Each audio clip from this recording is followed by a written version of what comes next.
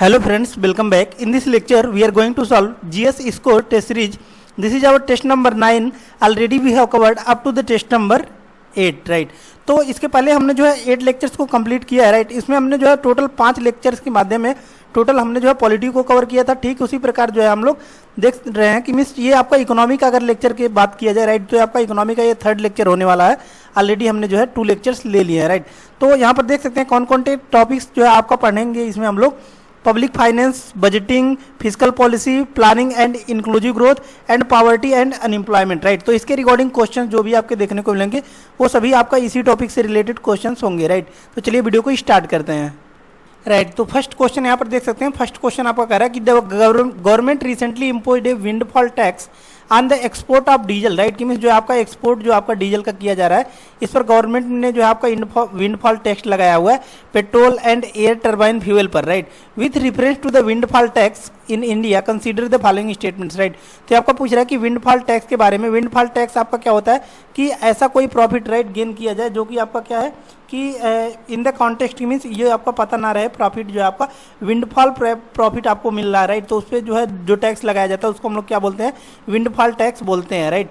तो इसी के रिगार्डिंग पूछ रहा है आपका कि कौन कौन सा स्टेटमेंट आपका करेक्ट है। फर्स्ट आपका कह रहा है कि when a company benefits from something that they are not responsible, right? तो देख सकते हैं फर्स्ट स्टेटमेंट तो आपका करेक्ट है, क्योंकि कह रहा है कि मीन्स अगर वो आपका रिस्पॉन्सिबल नहीं है लेकिन then after also they are getting benefit, right? That is known as windfall tax, right? The financial gain that ensues is called windfall profit, right? कि मीन्स विंडफॉल प्रॉफिट गेन कर रहा है तो उसी पर ही हमारा क्या इम्पोज किया जाता है, विंडफॉल जो है आपका टैक्स इम्पोज किया जाता है। तो फर्स्ट स्टूडेंट आपका करेक्ट है। सेकंड आपका कह रहा है it is very likely the windfall tax will increase the price of fuel in India, right? Right, तो सेकंड स्टूडेंट आपका इनकरेक्ट हो जाता है, क्योंकि आपका देख सकते हैं कि विंडफॉल टैक्स जो लगाया जा रहा है, राइट, ये आपका ना ही इनपुट में कोई कंसिडरेशन ना ही आउटपुट में कोई कंसिडरेशन है, राइट? तो ये क्या हो जाएगा आपका, it is very unlikely that the windfall tax will increase the price of fuel in India, right? तो सेकंड आपका इनकरेक्ट हो जाता है। थर्ड आपका कह रहा है कि it is typically in one time tax over and above the normal rates of tax, right? तो थर्ड स्टूडेंट आपका करेक्ट है कि मीन्स वन टाइम टैक्स ये आपका होता है।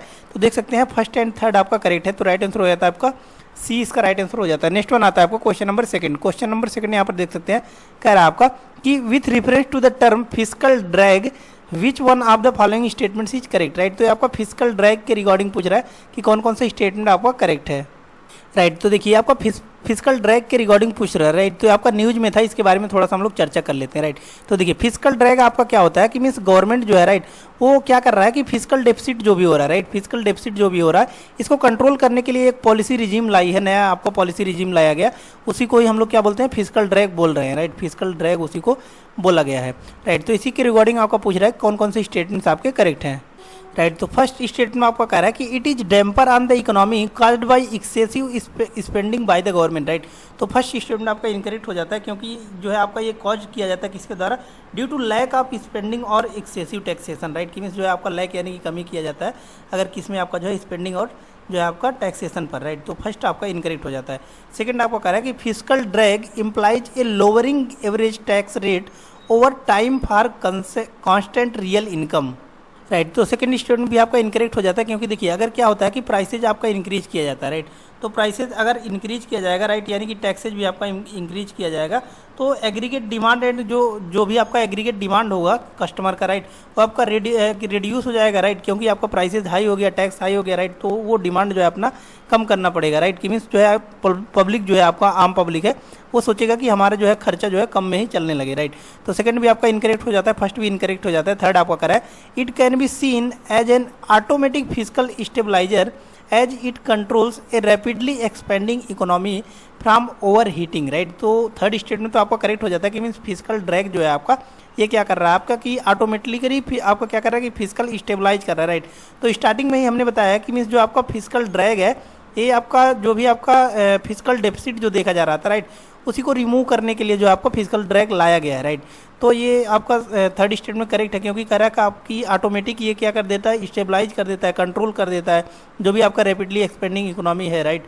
तो थर्ड स्टेटमेंट आपका करेक्ट हो जाता है। तो एक ही स्टेटमेंट करेक्ट है, थर्ड ओनली, तो इसका राइट आंसर हो जाता है आपका बी, इसका राइट आंसर हो जाता है। नेक्स्ट वन आता है आपको क्वेश्चन नंबर थर्ड।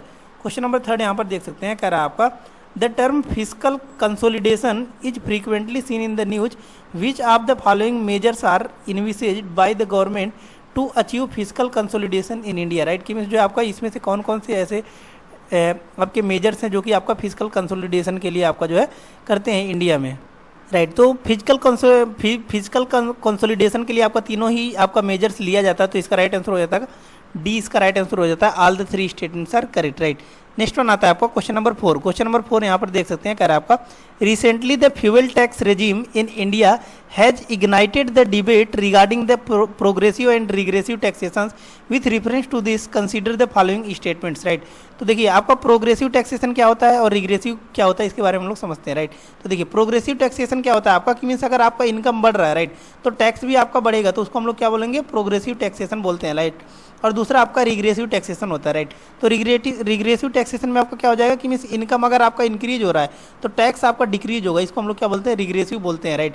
तो इसके रिगार्डिंग आपका पूछ रहा है कौन कौन सा स्टेटमेंट आपका करेक्ट है, राइट। तो फर्स्ट स्टेटमेंट यहाँ पर देख सकते हैं, कह रहा है आपका कि ये प्रोग्रेसिव टैक्स में हमने क्या बताया कि अगर आपका इनकम बढ़ रहा है तो टैक्स भी बढ़ेगा, राइट। तो ये आपका क्या हो जाता है, प्रोग्रेसिव जो है टैक्स इसमें लगता है, राइट। तो फर्स्ट आपका कह रहा है कि ये progressive tax is one in which the average rate of tax increases as income decreases, right. तो फर्स्ट तो आपका इनक्रीज हो जाता है, क्योंकि इनकम आपका डिक्रीज होगा तो टैक्स भी आपका डिक्रीज होगा, ना कि इंक्रीज होगा, राइट। तो फर्स्ट आपका इनकरेक्ट हो जाता है। सेकंड आपका कह रहा है the average tax is the one in which the average rate of tax decreases as income increases, right. तो सेकंड स्टेटमेंट आपका करेक्ट है और थर्ड स्टेटमेंट भी आपका करेक्ट है, क्योंकि जो है हमने आपको रिग्रेसिव और आपका जो है प्रोग्रेसिव दोनों के ही बारे में बताया, राइट। थर्ड आपका कह रहा है कि income tax system in India is a progressive one, right. तो जो आपका इंडिया में है वो आपका प्रोग्रेसिव जो है आपका मेजर लिया जाता है। तो सी इसका राइट आंसर हो जाता है कि second and third statement are correct है। नेक्स्ट वन आता है आपका क्वेश्चन नंबर 5। क्वेश्चन नंबर 5 यहाँ पर देख सकते हैं, कह रहा है आपका consider the following, right, how many of the above mentioned can be accounted as capital receipts in the annual financial statement, right. तो कैपिटल रिसिप्ट इसमें से कौन कौन सा जो है आपका देखने को मिलता है आपका एनुअल फाइनेंशियल स्टेटमेंट में, राइट। तो देखिए सबसे पहले हम लोग समझते हैं कि कैपिटल रिसिप्ट होता क्या है, राइट। तो कैपिटल रिसिप्ट के बारे में हम लोग समझते हैं, राइट। तो कैपिटल रिसिप्ट आपके ऐसे रिसिप्ट होते हैं कि मीन्स जिसमें आप कोई भी आपका जो है स्पेंडिंग कर रहे हैं, राइट। कि मीन्स जो आपका रिसिप्ट दैट क्रिएट लायबिलिटी और रिड्यूस फाइनेंशियल एसेट, राइट। कि मीन्स जिसमें आपका लायबिलिटी यानी कि जिम्मेदारी बनता है या फिर जो आपका एसेट कम होता है उसको हम लोग क्या बोलते हैं, कैपिटल रिसिप्ट बोलते हैं, राइट। तो इसके रिगार्डिंग आपका पूछ रहा है कौन कौन सा स्टेटमेंट आपका करेक्ट है, राइट। तो इसके रिगार्डिंग आपका दो ही स्टेटमेंट करेक्ट दिया गया कि means borrowing by the government through the sale of treasury bills, right. तो ट्रेजरी बिल्स अगर सेल करता है गवर्नमेंट, राइट, तो इसका जो है आपका लायबिलिटी जो है आपका ये इंक्रीज होगा या फिर जो है आपका एसेट जो है आपका वो कम होगा, राइट। और थर्ड इसका राइट आंसर हो जाता है कि loans received from foreign bodies, right. अगर लोन लेता है तो लायबिलिटी तो बनेगा ही बनेगा, राइट। तो दोनों ही स्टेटमेंट आपके करेक्ट है, तो राइट आंसर हो जाता है आपका बी, इसका राइट आंसर हो जाता है only 2 statements are correct. Next one आता है आपको क्वेश्चन नंबर 6। क्वेश्चन नंबर 6 यहाँ पर देख सकते हैं, कह रहा है आपका consider the following statements about deficit in the annual financial statement, right. तो एनुअल फाइनेंशियल स्टेटमेंट के बारे में आपको पूछ रहा है कि जो भी डेफिसिट देखने को मिलता है इसके रिगार्डिंग पूछ रहा है कौन कौन सा स्टेटमेंट आपका करेक्ट है, राइट। तो इसमें आपका पूछा है कौन कौन सा स्टेटमेंट आपका इनकरेक्ट है, यहाँ पर देख सकते हैं, कह रहा है आपका कौन कौन सा स्टेटमेंट आपका इनकरेक्ट है, राइट। तो इस पर आपको कंसीडर करना है कि कौन कौन सा आपका इनकरेक्ट है, राइट। तो इसमें आपका तीनों स्टेटमेंट करेक्ट दिया गया है, यहाँ पर देख सकते हैं तीनों स्टेटमेंट आपको करेक्ट दिया गया है। कि फर्स्ट आपको कह रहा है यहाँ पर देख सकते हैं कि effective revenue deficit signifies that amount of capital receipts that are being used for actual consumption expenditure of the government, right. तो फर्स्ट स्टेटमेंट तो आपका करेक्ट हो जाता है, क्योंकि अभी हमने ऑलरेडी भी बताया है कि मीन्स आपका क्या हो जाए कैपिटल जो भी आपका होगा, राइट। कि मीन्स कैपिटल आपका रिसिप्ट में क्या होगा कि लायबिलिटी बनेगी या फिर जो है आपका एसेट कम होगा, राइट। लेकिन वही एक्सपेंडिचर के बारे में अगर बात किया जाता है कि रिवेन्यू डेफिसिट जो आपका होता है, राइट, अगर डेफिसिट कब होगा आपका, राइट, डेफिसिट कब होता है कि मीन्स अगर आपका जो एक्सपेंडिचर है, राइट, वो आपका ज़्यादा हो जाता है, किससे आपका जो है जो आपका क्या है कि जो भी आपके पास है, राइट। कि means expenditure is greater than receipt. तो आप यहाँ पे इस कंडीशन में आपका क्या हो जाएगा, मान लीजिए आपका खर्च ज़्यादा हो गया, राइट, खर्च ज़्यादा हो गया किससे, आपके इनकम से, राइट। तो आपका जो है आप डेफिसिट में लॉस में चले ही जाएंगे, राइट। तो इसी कंडीशन को हम लोग डेफिसिट बोलते हैं, राइट। तो फर्स्ट स्टेटमेंट आपका करेक्ट है। सेकंड स्टेटमेंट भी आपको करेक्ट दिया गया। सेकंड आपको कह रहा है कि a shrinking primary deficit indicates progress towards physical health, right. कि मीन्स जो आएगा श्रिंकर प्राइमरी डेफिसिट, राइट। कि मीन्स जो आपका जो डेफिसिट है, राइट, वो आपका कम हो रहा है, राइट। यानी कि आपका सिचुएशन जो अच्छा हो रहा है, राइट। कि मीन्स अब मान लीजिए आपका कर्जा कम हो रहा है, राइट, कि मीन्स कर्जा बहुत ज़्यादा लिए थे, राइट, धीरे धीरे उसको चुका रहे हैं, यानी कि मीन्स अब आपका कंडीशन जो है वो बेटर हो रहा है, राइट। तो सेकंड भी आपका करेक्ट है। थर्ड आपका करेक्ट है कि physical deficit equals the money which government needs to borrow during the year, right. तो तीनों ही स्टेटमेंट आपके करेक्ट है, लेकिन पूछा कौन कौन सा इनकरेक्ट हो, तो राइट आंसर हो जाता है इसका डी, इसका राइट आंसर हो जाता है नन ऑफ द एबव।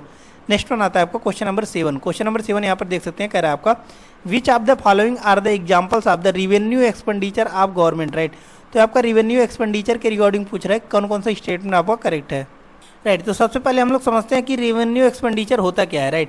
तो देखिए रेवेन्यू एक्सपेंडिचर आपका क्या होता है कि मीन्स ऐसा एक्सपेंडिचर जिसमें आपका क्या हो रहा है कि एसेट का क्रिएशन नहीं हो रहा है, राइट। एसेट का क्रिएशन नहीं हो रहा है उसको हम लोग क्या बोलते हैं, रेवेन्यू एक्सपेंडिचर बोलते हैं, राइट। जैसे कि फर्स्ट आपका कह रहा है कि salary and pension of employ, right, कि मीन्स जो भी आपका एम्प्लॉय का सैलरी एंड पेंशन दिया जा रहा है उसमें आपका क्या कुछ एसेट बन रहा है, क्या नहीं बन रहा, नहीं। सेकंड आपको कह रहा है कि grants given to state governments even if some of them may be used for the creation of capital assets, right. Second आपको कह रहा है कि सेंटर द्वारा जो भी आपका स्टेट को ग्रांट्स दिया जाता है इसमें भी आपका कैपिटल का फॉर्मेशन नहीं हो रहा है, राइट। तो सेकंड भी आपको करेक्ट है। थर्ड आपको कह रहा है कि interest payment on loans taken by the government, right, कि मीन्स गवर्नमेंट अगर कोई लोन लिया है उस पर आपका लोन को चुका रहा है तो इस पर भी तो उनका एसेट का क्रिएशन नहीं हो रहा है। तो तीनों स्टेट में आपके करेक्ट है, तो इसका राइट आंसर हो जाता है आपका सी, इसका राइट आंसर हो जाता है। नेक्स्ट वन आता है आपको क्वेश्चन नंबर 8। क्वेश्चन नंबर 8 यहाँ पर देख सकते हैं, कह रहा है आपका which of the following items are included in the non डेप्ट capital receipts of an economy, right, कि मीन्स जो है आपका नॉन डेप्ट कैपिटल रिसिप्ट जो है आपका इसमें से कौन कौन से को कंसीडर किया जाता है आपका नॉन डेप्ट कैपिटल रिसिप्ट में, राइट। तो नॉन डेप्ट कैपिटल रिसिप्ट में आपका 3 हमेशा याद रखना है, recovery of loan and advances, issue of bonus shares, right, and disinvestment, right. ये 3 आपको याद रखना है हमेशा किसमें, नॉन डेप्ट कैपिटल रिसिप्ट में, राइट। तो यहाँ पर देख सकते हैं फर्स्ट आपका दिया गया, सेकंड है एंड फिफ्थ है, राइट आंसर इसका कौन सा हो जाता है, A is the right answer. Next one आता है आपको क्वेश्चन नंबर 9। क्वेश्चन नंबर 9 यहाँ पर देख सकते हैं, कह रहा है आपका consider the following statements regarding the deficit financing in India, right. Deficit financing in India के रिगार्डिंग पूछ रहा है आपका कि which of the statements are correct, कौन कौन से स्टेटमेंट आपके करेक्ट हैं, राइट। तो क्वेश्चन नंबर 9 आपका जो है डेफिसिट फाइनेंसिंग के बारे में पूछ रहा है कौन कौन सा स्टेटमेंट करेक्ट है। फर्स्ट आपको कह रहा है कि deficit financing in India is done through funding from external डेप्थ as well as domestic sources, right. तो फर्स्ट आपका करेक्ट है। सेकंड आपको कह रहा है कि deficit financing inherently inflationary and its affect investments adversely, right. तो सेकंड स्टेटमेंट भी आपको करेक्ट है, फर्स्ट एंड सेकंड दोनों ही करेक्ट है, लेकिन थर्ड स्टेटमेंट आपका इनकरेक्ट है। क्यों इनकरेक्ट है इसके बारे में हम लोग समझते हैं, राइट। तो देखिए थर्ड स्टेटमेंट आपका ये कह रहा है कि मीन्स जो रिसेंटली आपका गवर्नमेंट ऑफ इंडिया जो है आपका, राइट, ये क्या किया है, डिसाइड किया है कि मीन्स अगर इनको क्या होता है कि डेफिसिट फाइनेंसिंग होता है, राइट, तो डेफिसिट होता है इनको, तो वो क्या करेगा कि करेंसी प्रिंट करेगा उसको जो है आपका कवर अप करने के लिए, राइट। तो थर्ड स्टेटमेंट में ये आपका कह रहा है, लेकिन थर्ड स्टेटमेंट आपका रॉन्ग हो जाता है, क्योंकि आपका जो है ऐसे डेफिसिट फाइनेंसिंग जो है यानी कि डेफिसिट को ऐसे कवर नहीं किया जाता है कि मीन्स कभी भी आप जो है प्रिंट कर लीजिए नोट, आपके पास घाटा चल रहा है तो आप नोट प्रिंट कर लिए, राइट। तो ऐसा कोई प्रोविजन नहीं है, राइट। आपका इसको जो आपका गैप को फुलफिल करने के लिए क्या किया जाता है कि जो भी उनका स्मॉल सेविंग्स होंगे, राइट, छोटे छोटे जो आपके सेविंग होंगे गवर्नमेंट के, उसके द्वारा कवर अप किया जाता है, या फिर किया जाता है मार्केट के द्वारा बोरोइंग किया जाता है, राइट, मार्केट के द्वारा बोरोइंग किया जाता है। तो ये आपको कंसीडर करना है। तो थर्ड स्टेटमेंट आपका इनकरेक्ट हो जाता है। तो देख सकते हैं 2 ही स्टेटमेंट करेक्ट है, फर्स्ट एंड सेकंड, तो इसका राइट आंसर हो जाता है आपका A is the right answer. Next one आता है आपको क्वेश्चन नंबर 10। क्वेश्चन नंबर 10 यहाँ पर देख सकते हैं, कह रहा है आपका consider the following statements which of the above statements are correct, right, कि मीन्स कौन कौन से स्टेटमेंट आपके करेक्ट हैं, राइट। तो इसमें आपका दोनों स्टेटमेंट करेक्ट दिया गया है। फर्स्ट आपका कह रहा है कि पब्लिक प्राइवेट पार्टनरशिप यानी कि पीपीपी के बारे में बात कर रहा है आपका, is the most common investment model in infrastructure financing in India, right. तो फर्स्ट तो सही है कि मीन्स जो आपका पब्लिक प्राइवेट पार्टनरशिप मॉडल जो देखने को मिलता है सबसे ज़्यादा फाइनेंसिंग इसी में किया जाता है।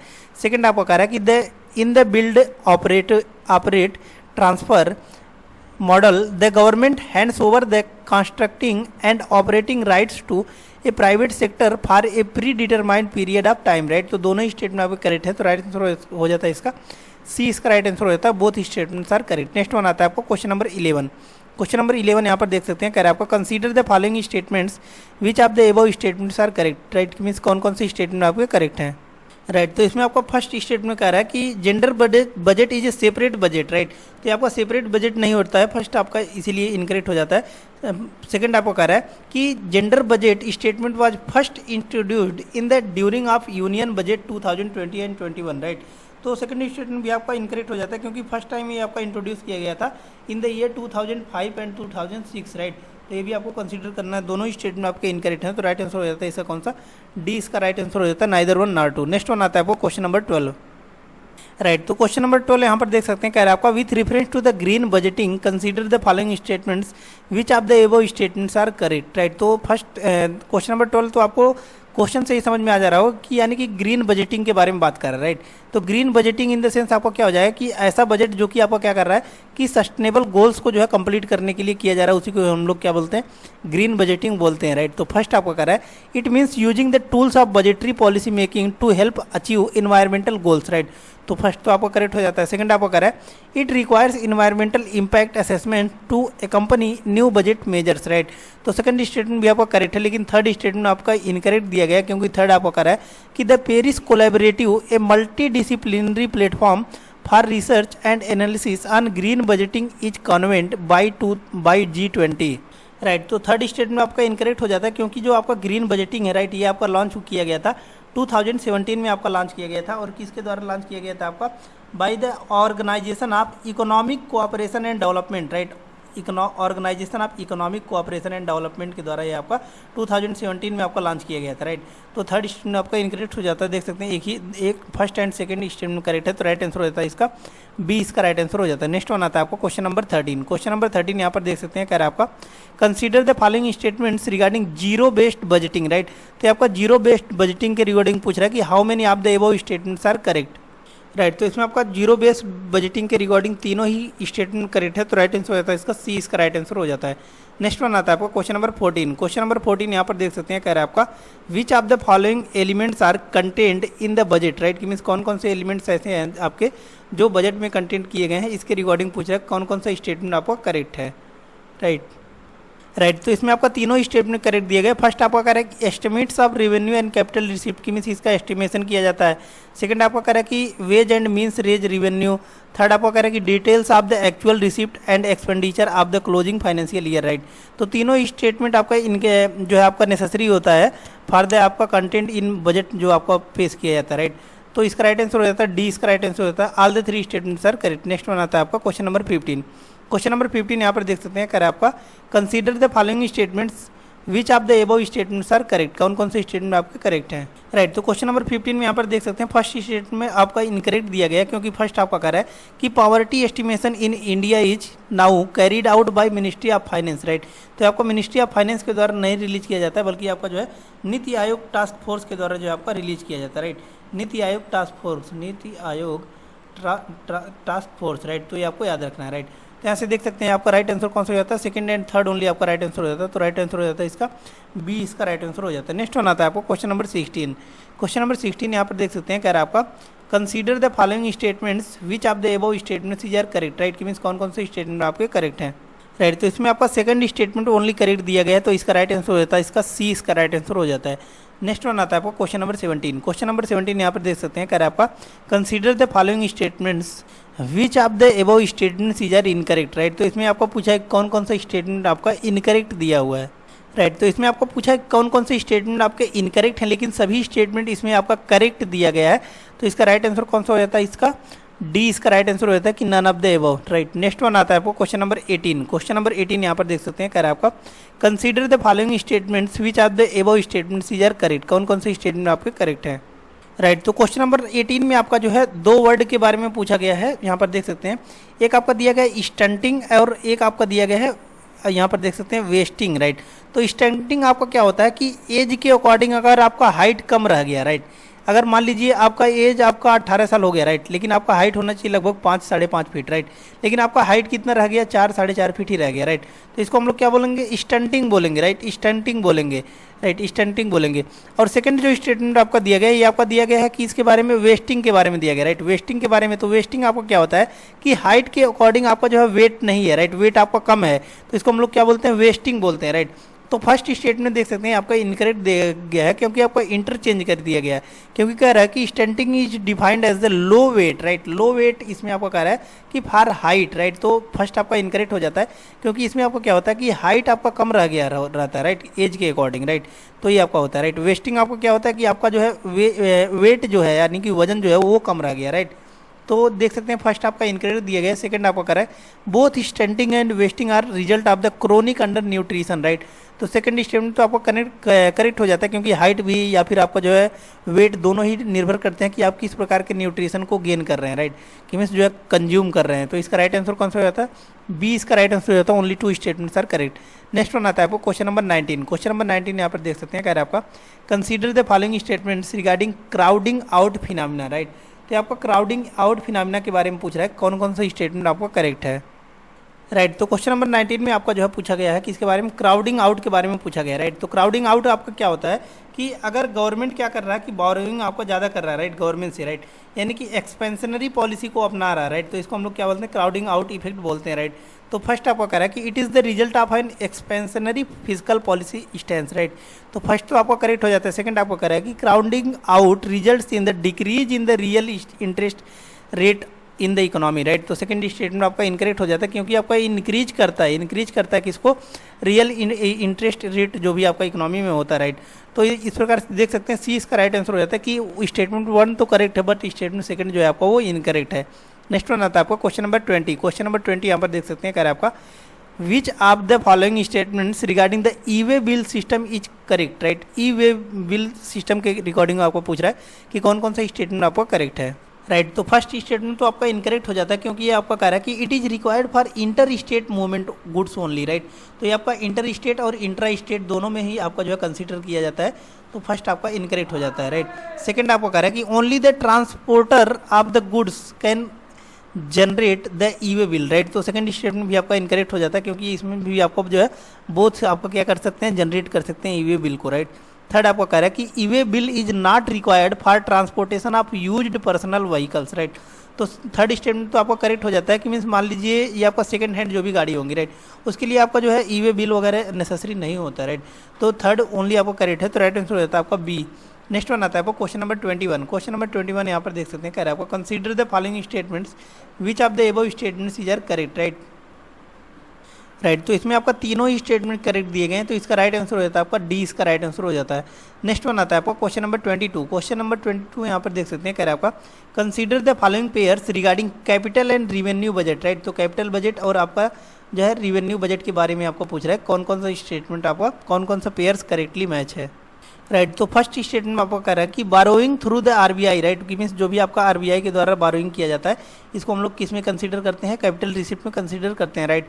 तो फर्स्ट आपका करेक्ट है। सेकंड आपको कह रहा है कि surplus transfer from the RBI, इसको किस में कंसीडर किया जाता है, रिवेन्यू रिसिप्ट में, राइट। थर्ड आपको कह रहा है कि एक्सपेंडिचर फॉर सेंट्रल सेक्टर, ये आपको किस में कंसीडर किया जाता है, कैपिटल एक्सपेंडिचर में, राइट। फोर्थ आपको कह रहा है कि लोन इंटरेस्ट पेमेंट जो रीपेमेंट होता है आपका, ये आपका रिवेन्यू रिसिप्ट में आता है। तो चारों स्टेटमेंट करेक्ट है, तो राइट आंसर हो जाता है इसका डी इसका राइट आंसर हो जाता है। नेक्स्ट वन आता है आपको question number 23, right. Question number 23 को देखते हैं, राइट। तो क्वेश्चन नंबर 23 में आपका फर्स्ट स्टेटमेंट कह रहा है कि human capital project is an IMF initiative, right. तो फर्स्ट स्टेटमेंट आपका इनकरेक्ट हो जाता है, क्योंकि आपका वर्ल्ड बैंक का इनिशिएटिव है, राइट। तो फर्स्ट आपका वर्ल्ड बैंक का इनिशिएटिव है, कैपिटल आपका ह्यूमन कैपिटल प्रोजेक्ट, राइट। तो फर्स्ट आपका इनकरेक्ट हो जाता है। सेकंड आपको कह रहा है कि सेकंड एंड थर्ड आपका करेक्ट दिया हुआ है, तो राइट आंसर हो जाता है इसका बी इसका राइट आंसर हो जाता है, राइट। और बाई एलिमिनेशन भी आप इस क्वेश्चन को टैकल कर सकते हैं, लाइक दैट आपको फर्स्ट पता चल गया कि इनकरेक्ट है, राइट। तो फर्स्ट इनकरेक्ट है, तो आपका देख सकते हैं कि फर्स्ट इनकरेक्ट सभी में है, तो एक ही बचता है आपका बी इसका राइट आंसर हो जाता है। नेक्स्ट वन आता है आपको क्वेश्चन नंबर 24।